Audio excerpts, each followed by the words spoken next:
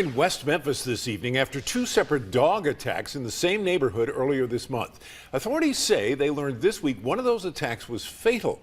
Action News 5's Parker King drove over to West Memphis today. He's over at the police department live for us tonight with the latest on this investigation. Parker?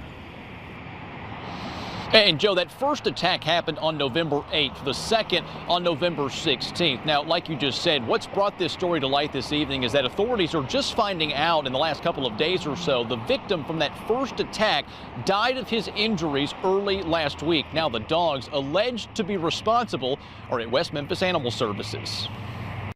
To have two bites in such a close proximity is very concerning. West Memphis Animal Services Director Carrie Ficello tells us 4 adult dogs and 10 puppies are now in her facility, coming from this property on South 19th Street, where 2 dog attacks have been reported in the last month, one of them fatal. According to police, victim David Sullivan was found lying in a ditch around 1 a.m. the night of November 8th, the first attack. The officer observed, quote, multiple dogs standing by the open gate of the residence, end quote. Sullivan was taken to Baptist Crittenden for further treatment.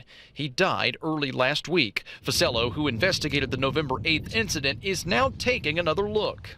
A lot depends on whether or not someone is on a piece of property where the dogs live versus if they're out in a common area, be it a street or a sidewalk. They just get out there now and then. Vernon Taylor was outside the property when we went by Wednesday, telling us he heard about the attacks. He said he's taken his motorbikes here to get fixed and says others bring their cars. Taylor says the dogs have never bothered anyone. It was just a transit engine late at night. It must be somebody went from around here, because the dogs know everybody that normally walk up down here. Ficello tells us there is a leash law in West Memphis, but also a law against tethering, especially in cases of a fenced-in area. Ficello says this investigation will boil down to where the attacks took place. Someone approaches or trespasses on that property and a dog bites, then it's very difficult to blame that dog.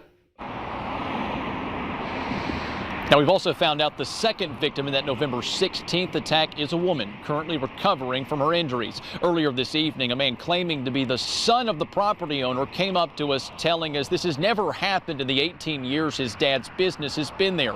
He says he feels confident the family will have their dogs back when this investigation concludes.